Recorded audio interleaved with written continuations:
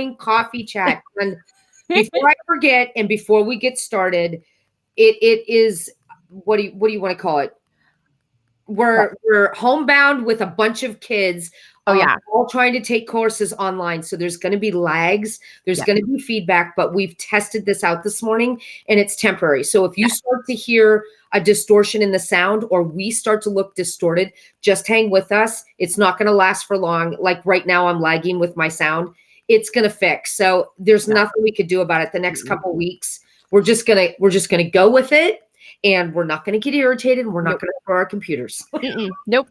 Because the truth is, if you're having the same problem, everybody's having the same problem. Everybody's having the same problem. Yeah. And, go ahead. A factor of where we are. And that's kind of the whole theme of this chat, is to kind of get on the same page and let you guys know everybody in blogging, everybody in the world right now is in the same place where you are of we're stuck in our homes and everyone's kind of freaking out, and the varying degrees of freaking out vary a lot, but everyone's still kind of freaking out over it. And, life goes on, and we're here to show you that, blogging is actually like, there's no better time to be a blogger or an online marketer. You need to hear what she's saying. This is huge. This is the best time to be a blogger. I'm serious. I'm getting out of it. I have friends who are, I have a friend who is a hairstylist, and she is like, I mean, she's like, I have my regulars that come in and they're great and everything, but it's like, if the whole city is shut down. I didn't even think of that. And I used to be a hairstylist. I had a salon in my home. And I tell you what, if I was still a hairstylist, I would be panicking right now. Because I wouldn't want people in my house. No. And you don't want people in your house. You don't want to be around people. Like, all of this stuff is like freaking people out. And it's totally understandable. We're not here to do fear mongering. What we're here to do is say, your people in your blogging world, your email list, the people who read your blog are freaking out, and they need you to step up and show them what you're doing to get through this time. Like, they need that. Yeah. So seriously, there's things that you should be doing and that you could be doing. And we're going to talk about that in a second. There's just a couple things that I want to touch on before we dive into that. Yes. Once Caroline and I get there, there's no, it's going to happen. But there are a few things to remember. So first of all, if you're a YouTube blogger, if you use BeLive like Caroline and I do, if you use Zoom or any other recording platform, I think Loom is the other one, and Vimeo, there are going to be technical issues with all of them. So the next 2 weeks is not the time to start a video series that you want to sell to your people. Probably not. But if you have to do a video that you have to sell, that you want to sell, and you see that the words are slightly off like they are right now with how I'm talking, you have a couple options. First of all, sell it as is and just be real why it is that way. And maybe knock a couple dollars off if you feel more comfortable doing that. Yeah. Or you can hire somebody to fix it. It can be fixed. I don't know how to fix it. I don't know if Caroline knows how to fix it. That's like, I do, but well, she's crazy town tech geek. I don't. And I ain't got time to learn that at all. I tried to do it once and it would work for a little bit and then it went back off again. You can hire people to do that. Yeah, hire somebody if you have to. But, or you could just record it ahead of time. Oh no, I froze. You're not on my end. Okay, good. Sorry. You can record it ahead of time. Sorry, guys. Like, real story here. I am just like trying to close down windows, fingers crossed, like this is going to work. I've got like 4 windows open, which is obscenely low for me. Yeah, but I have 3. Oh my God. I win. What? I had like 40 open and then we're not closing. Like I never do this. Right. But still, like, this is something that everyone is going through. You can record it ahead of time. You can tell people, like, I'm going to pre-record this so that you can have higher video quality. That's because if you're just doing like iMovie or something, if you're just recording it on your computer, like locally, which is not streaming it live, then I think you probably should be fine. But remember, like, in this upcoming week and weeks, the internet is just going to be slow. Yeah, like, people are online. They are. and give them something to look at that's not doom and gloom.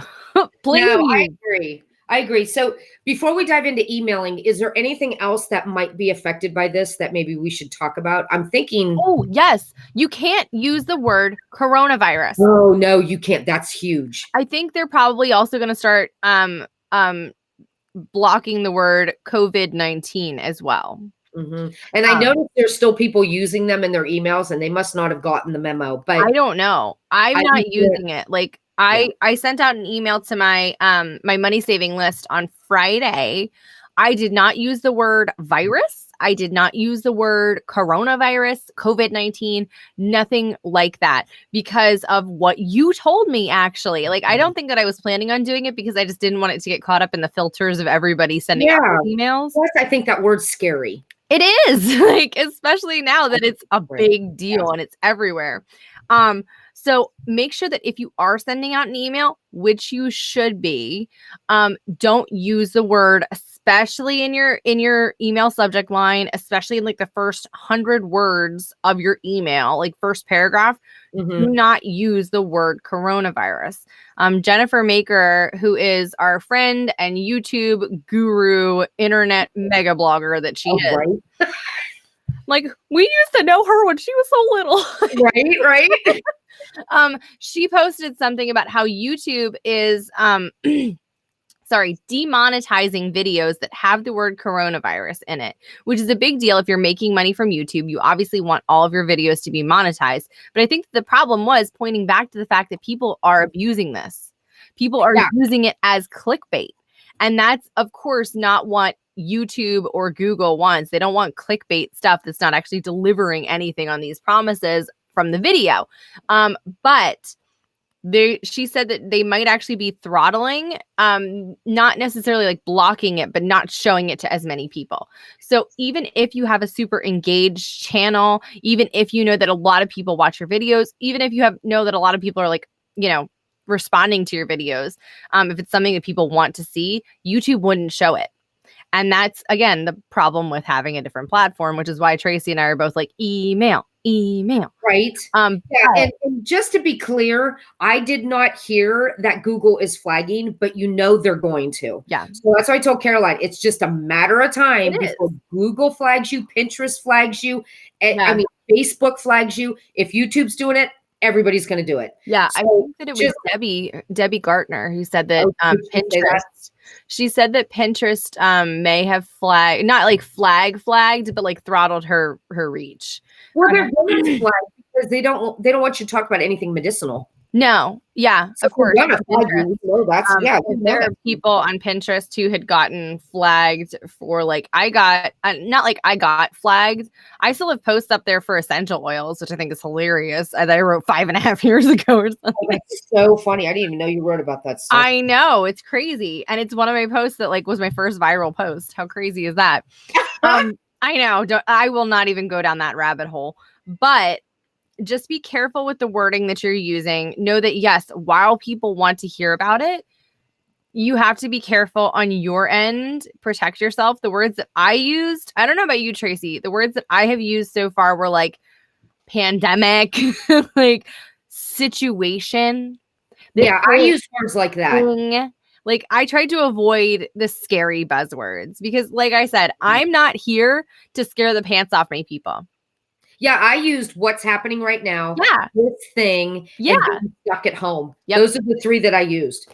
And it's so easy to write a post about what's going on without even going anywhere near to virus, coronavirus, sickness. You don't have to touch any of those things. No. It's super, super easy. Okay. So Caroline and I decided that, well, actually, Caroline said, now's the time to email your people. And I'm like, you're right.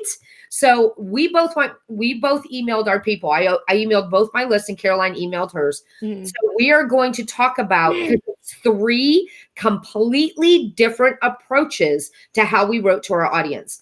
So we're going to talk about what we wrote about in our emails so that this will give you guys some really good outlines of what you can use to write to your list. So, and it's also worth mentioning, this is another thing that Tracy and I love to talk about. We obviously blog about blogging. We love to talk about blogging, but our primary blogs are not about blogging. No. I talk to people who are frugal and saving money and like trying to get a budget on track. And Tracy talks about chickens and goats and being a farmer. Like we're Right. the opposite. Our major blogs are the opposite of blogging about blogging. Yeah. And that's super important. Carol, we're going to do a video on this because we want to make sure that in the year of 2020, we want to, yeah, I know it sounds so weird when I say in the year of 2020, that our income is generated from these niched blogs, because that is where our future is in those niched blogs. So all of our focus is going in on that. All of our talks in this group is all about those niches and those blogs, because we are making the vast majority of our money. I know I am, is on my homesteading and decluttering blogs. It's the same for you, right? Oh yeah. My list is for saving money is double what my blogging list is. Yeah. Easily. Oh, yeah. Mine's probably quadruple. So when I'm making money, my focus is on those people, because those are the people that that's where my passion is helping those people. And so I want to make sure that that's where my focus is. So we want you guys to know that's what this group is based on, niched blogs and not blogging blogs, because we don't count that in any of our financial figurines when we're not setting up. I know what you're saying. Yeah. Thank you. When we talk about like what our income is with you guys, or where percentages of our income comes from, we're talking about, wait, am I pointing the right way? Homesteading and saving money and frugality, and between the two of us, we kind of have similar overlaps in some areas. But just so that you know that before we can dive into it, and you're like, oh, this is only about blogging. It's like, nope. It's not about blogging at all. We're not even looking at those numbers or any way, shape, or form, because we want this to be the real deal. We don't want this to be, well, you make your money teaching about blogging, because we don't technically teach that much about blogging. We teach finances, we teach homesteading, we teach decluttering, we teach money-making tips. That's what we teach about. And that is where all of our numbers and focus and analytics is going to come from. Yep. I didn't even expect to talk about that. No, but that's important, I think, because I don't want anybody to ever come into this group and be like, oh, I guess you only make your money blogging about blogging. It's the only way to make money. It's not. Promise. And that's what started this whole group. Caroline and I started there. We need to find a way to create to change the way we talk about this, because so many people that do talk about it, the brunt of their money is on teaching about blogging. And that's fine. Yeah. But we wanted to find a different way to show results, to prove that this works, and to show you guys you can totally do this. So that's why we feel this group is so different, because it focuses on normal blogs. Yep. Does that make sense? Exactly. All right. Exactly. And that's why you're here. Yes. So let's talk about our emails that we longest intro ever. I love that though. Okay. So let me share with you, at least on my end, where I got this idea. I had no intention of sending out an email on Friday. I hate sending out Friday emails. They are like the bane of my existence, because I know that when I am done picking up my kids from school, the last thing I want to do is see a freaking email pop up on my phone like, oh, I got to read that. Right. So I never wanted people to do that. But I got an email I was actually talking to Kate Doster. And she was like, you have your responsibility to be there for your people in this time of crisis. Even if you are freaking out inside of your head, so are your people. And they're looking at you as an authority figure, that you need to be there showing them your game face. Like, here's what I'm doing. And I'm like, crap. You're right. Screw you. That word responsibility is huge. That's what really, when she said that to me, I'm like, yeah, you're right. I know. Why am I not emailing my list? Shame on me for not doing this. Is exactly how I felt when she said that. And I was like, that was like, I don't know, maybe it was 2:30, 3 o'clock or something when she said that. And I was like, crap. Yeah, So I right. went home after picking my kids up from school for their last day for probably more than 2 weeks. And I wrote this email and I got it written and I sent it out at like 6 p.m. on a Friday. Yeah, like the worst time ever to send an email. Worst. And I'm like, this is just gonna be either like, and I put my heart and soul into this thing, and I'm like, okay, email, you guys. It was a good email. It was a good email. I'll share it. I don't mind that. But like, I'll share it in the comments. There's a link I can put in so that you can read it. So there's no, that's good. We can share the emails down the bottom. That's a good idea. And I sent it, and I'm like, no one's gonna read this. It'll be fine, whatever. But I sent it out to my people, and whoever needs to hear it will hear it.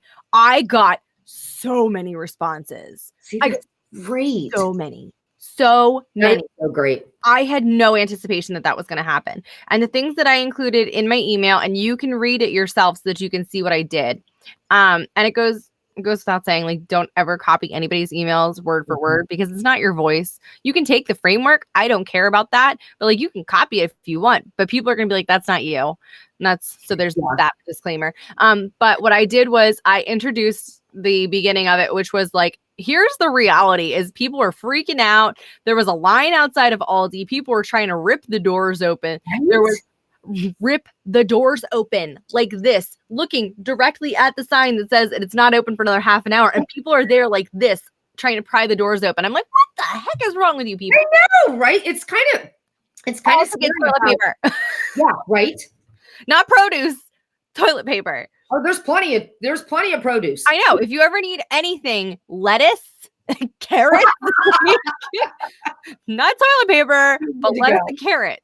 You're good to go. So there's that. But so I introduced it with like, here's some of the things that I've seen, and it's ridiculous and it's crazy and it's scary, but here's the reality of what I'm doing. And I listed out like 5 steps that I'm taking, both like, rationally taking, like with my family, to make food last a while, to be prepared inside of my house. And then of course, ending it with be safe out there and wash your hands. So many people responded to this and were like, thank you so much. This is the greatest email. This is exactly what I needed to hear. Finally, some words of reason. Like, I'm like, you guys read this email at 6 p.m. on a Friday? Like, we're desperate though. I think that we're desperate for something other than stay home. The sky is falling. Like, yeah. And what you did, Caroline, is you gave them actionable steps they could do. Yep. Telling people to not go around crowded areas, to not breathe, to not touch your face. That is such an unrealistic ask. I know. But you gave them super simple steps that they can do and actually feel like they're doing something and not sitting on their couch watching TV. Because let's be real, who else hears "don't touch your face" and you touch your face? Yeah. Like, don't touch your face. I did twice while we were talking. It hasn't itched before, and yet I must. Like, my face. I know.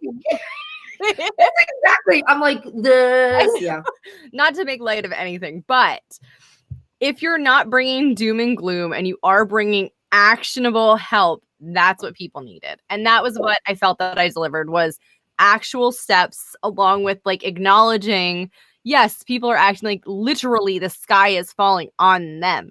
Mm-hmm. But here's what you can do, because here's what I'm doing. I'm like, disclaimer, I'm not a doctor. I'm not a nurse. I actually know nothing about anything. But if you're a mom and are like, what are other actual moms doing? This is what I'm doing. These are my plans to make it through the next 2 weeks with all 4 of my children. I know. I feel so bad for you. like it's going to come. But oh my gosh. So that was what I did. Tracy, would you care to share what you did? Yes, I will share what I did. So I took Caroline's lead and I sent out an email on Saturday morning. And the email I sent Saturday was to my homesteading list.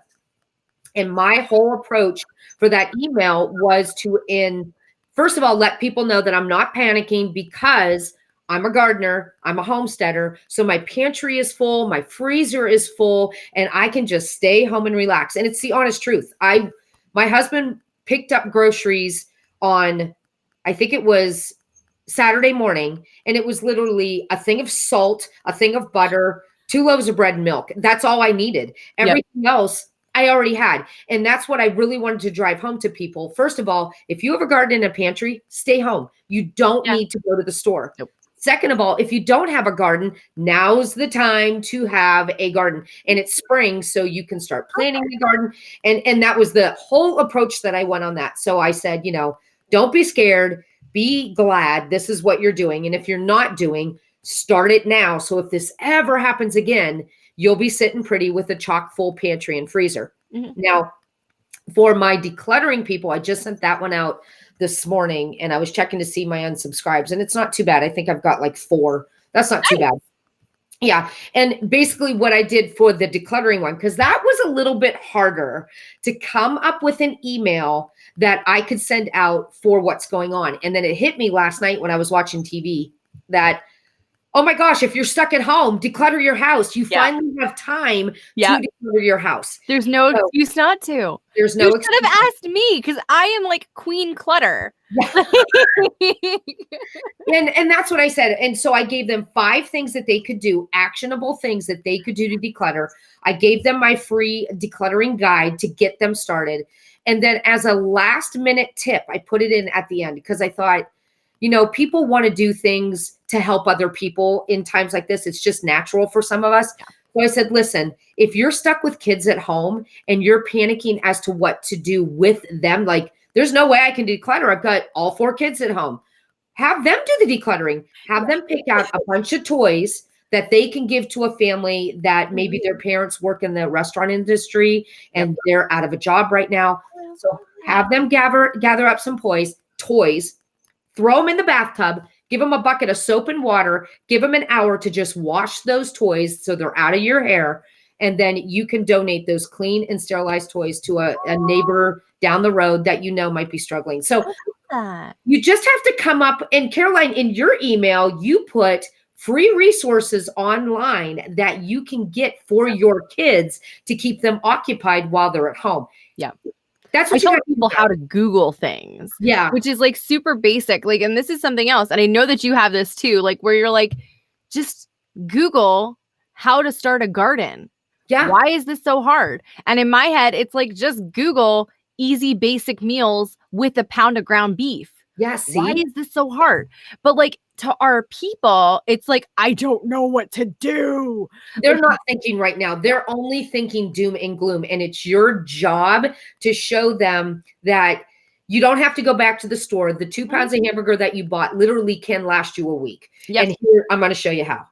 And things like that. So you don't have to feed into the panic. Nope. You have to give them calm and reason so that they're, okay, I have to stay home for 2 weeks.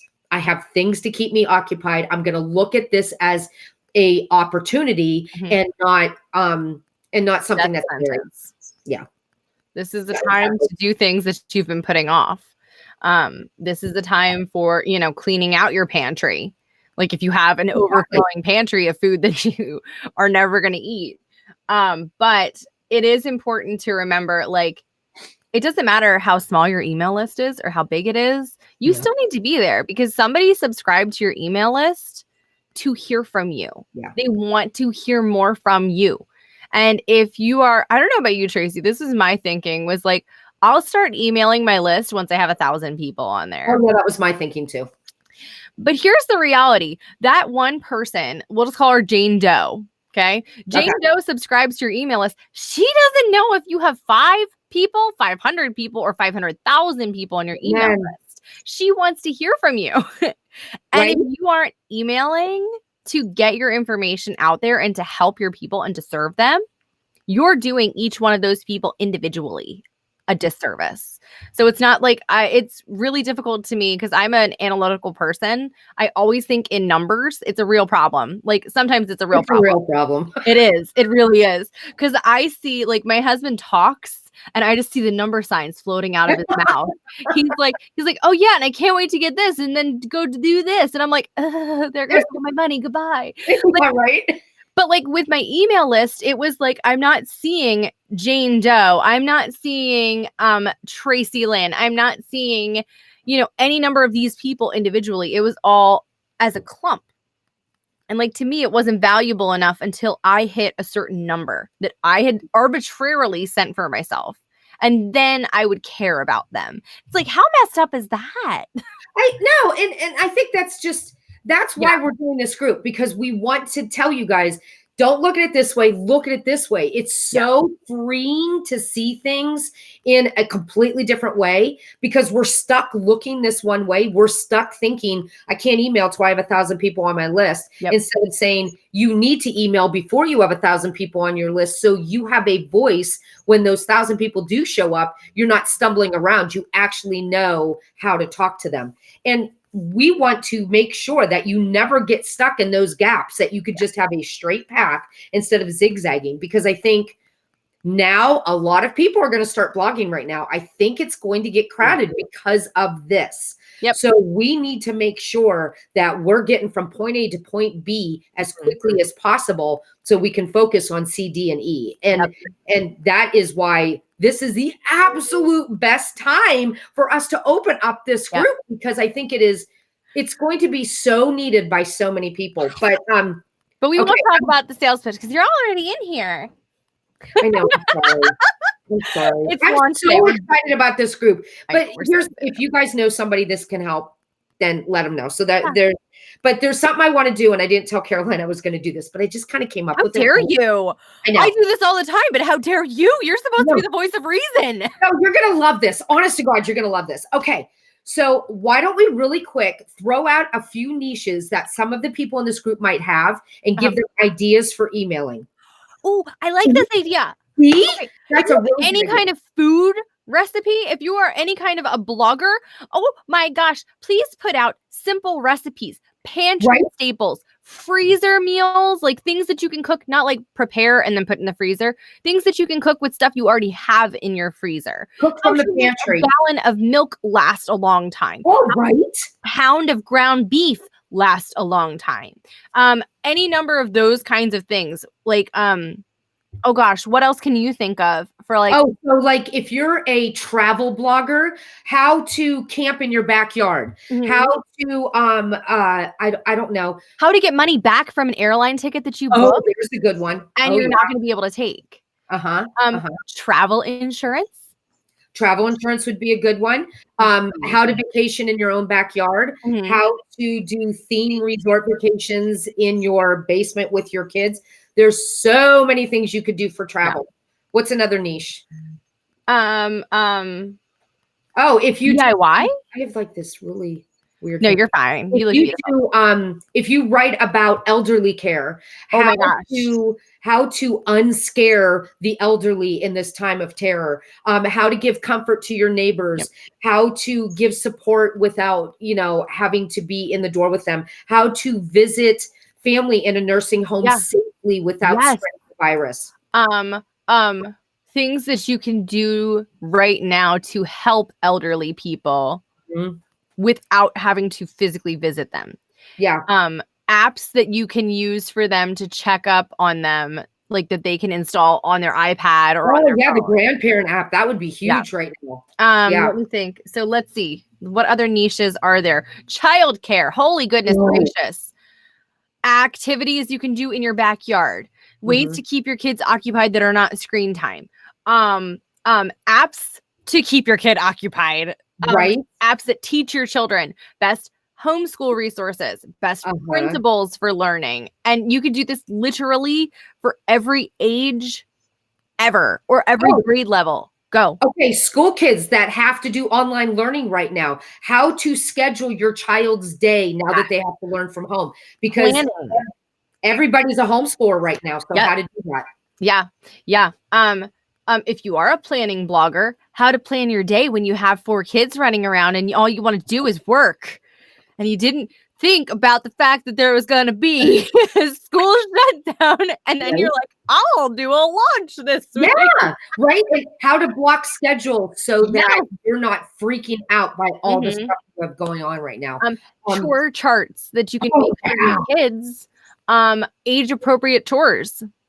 For different age levels. Without being online. That they can be entertained without being glued to the television. If you are a DIY or craft blogger, crafts that you can do with kids, crafts that you can do to like bring to your neighbors or something. If you wanted to do, what is it, like gift card tags like that you can put on like meals that you can Oh send to yeah, people. that's a great idea. Things like that. Designing like, oh gosh, like thank you notes, but not ones that you would have to deliver because then like you have to actually touch them. Like, what are the ones like online, digital? That was the word I was looking for. There you go. I'm a blogger and I couldn't think of the word digital. It's very early, guys. It's not that early. I have an idea. Oh, it's gone. Gosh no. darn it. It was just there and it was a good idea. All right, I'll think of it. I mean, I can think of plenty for like personal finance because it helps that the market is crashing at the same time right now. Okay, if you're a simple living blogger, because I have a lot of friends that are, how to make cleaning supplies for your home so you don't have to run to the store. Or when Purell's gone, how to make your own Purell. How to make your own Purell, how to make your own laundry soap, how to make your own toilet paper. Just kidding. I was going to say, you can do that? No, but you can make your own baby wipes. I know. Yeah, so there's all kinds of things, no matter what niche you guys are in, that you can write an actionable list for people to focus on. Instead of the sky is falling, they can have a list that says, okay, this is where I can put my nervous energy and actually make progress instead of just sitting under the covers watching the news. Yeah. Yeah, you have to give them some kind of either not just like a creative outlet necessarily, but like you have to give people something to do. And no matter what niche you're in, it doesn't matter. It literally pick a niche under the sun. Your people are freaking out. Yeah. And they are freaking out about something that we all have in common that we all have no control over other than to stay at home and wash our hands. Yeah, and guys, do us a favor and stay home. Seriously, there's nothing that important other than a job or a loved one that you need to check up on. There's nothing you need to go into Walmart for. There is nothing you need to go in CVS for. They all have grocery pickup and drive-through windows. Do not go to a restaurant. You don't want people touching your food that might be sick. Right. Cook at home, stay at home, be safe at home, and keep your family close. Yep. Exactly. But we're not here to be scary at all. Sorry. No, that's okay. Because I literally ended my email with like, be safe and wash your hands. No, I think that's the best advice you can give people right now. Be safe. Yeah. And, remember, like, anytime that you are freaking out, even if, like I said, the reason that I wrote my email was because I was like, oh, crap, I wasn't freaking out about the, like, actual virus itself, but, like, I have my kids at home. No, she was freaking out. She was so freaking out. It sounds so terrible to say that, but it's like, that's something that every other working mother or like mother in general, dad, stay-at-home parent is like, I pay my taxes so that my kids can leave my house. Right? Yeah, no, you're exactly right. Like my son, he's working from home right now because his son is sick, not with the virus, but he's sick. And he's got to navigate a completely different set of waters that he's not used to doing. Yep. And it's going to be a different life, no matter who you are, no matter what you do, no matter where you are. We are all going to see a different life for the next 2 to 3 weeks for sure. Yep. But here's the positive note that we're going to end on, which is no matter how many people or how few people you have on your email list, you are an authority figure. You are. You are. You have people who are looking to hear from you. Yeah, and see yourself that way. Yeah. You're an authority in what you talk about. Tell yourself that every single day. And we're going to give you an actionable project for this week. Email your list. Yep. I don't care if you just emailed them this morning, you email them again. This is an email. And if you've already emailed them an actionable list of what to do in these times, then send them an email and say, you know what? I just want to check in and make sure you're okay. Oh, yeah. And then be prepared for a ton of responses. Yeah, but you know what? You ain't got nothing else going on. Answer them. I know, right? Answer them. It's a great way to build engagement and to build those relationships because your people don't realize, like Caroline said, they have no idea there's that many people on your list. Yeah. They literally think they're the only one. Yeah. Yeah. They do. I mean, I've gotten so many email responses over the years. Like it was one of those, like, I got all of your questions and I got people who are like, I didn't ask you a single question. I'm like, yeah. And I send the checking in emails in my welcome sequence and people email back from that checking in and say, I've never had anybody ask me that before. I can't believe you've reached out to me. I'm so touched that you care. And I'm like, yes, I do care. I care about you and everybody else on my list, but I do care. Yes. So they literally think you're just talking to them. Exactly. So remember, like, it's not a, you know, me and the 1,700 other people on your email list. It's just me. Right. Like, send out an email like you're talking to one single person who needs to hear the words that you're saying. Amen. So, woo! Coffee chat. Woo! High five. Coffee. It's already gone. Second cup. Mine is full. I brought 2 cups. Mug. I brought 2 cups. All right, guys. Thank you for joining us. We hope you have an amazing week, and we will see you in the next video. Yep. That's the word we're going to use. See you in the next video. Bye. See you in the next video. Bye.